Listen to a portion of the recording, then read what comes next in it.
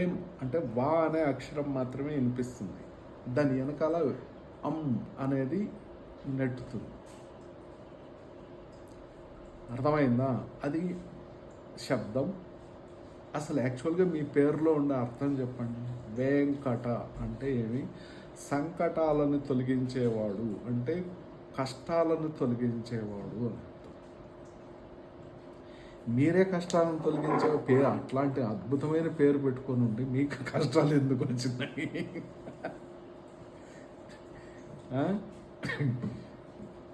చెప్తున్నాను, ఎందుకంటే దానిలో అంత అద్భుతమైన అర్థం ఉంది. వెంకట, వెంకటేశ్వర అంటే వెంకట అనేది వచ్చి అంటే నారాయణ తత్వం, ఈశ్వర అనేది వచ్చి శివతత్వం.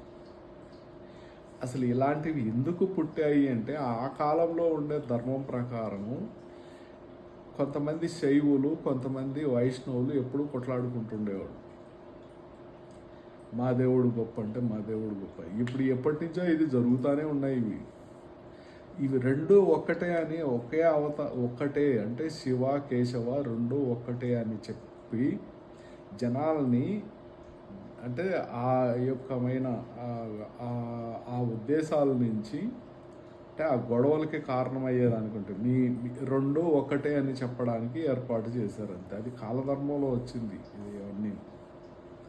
అక్కడ దేవుడు కాదు, కాంప్రమైజ్ చేయడానికి, రాజీ చేయడానికి.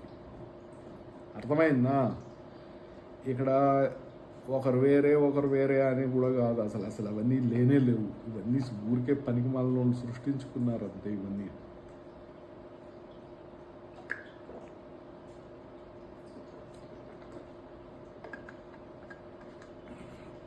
వింధ్యాసాత్పురా పర్వతాలకు యువతలు ఉండే వాళ్ళందరూ, వింధ్యాసాత్పురా పర్వతాలకు యువతలు ఉండేదంటే ఈ 5 రాష్ట్రాలు: ఆంధ్ర, తెలంగాణ, కర్ణాటక, కేరళ, తమిళనాడు. ఈ 5 రాష్ట్రాలు వింధ్యాసాత్పురా పర్వతాలకు యువతలు ఉన్నాయి, అంటే దక్షిణ దిగ్భాగంలో ఉన్నాయి.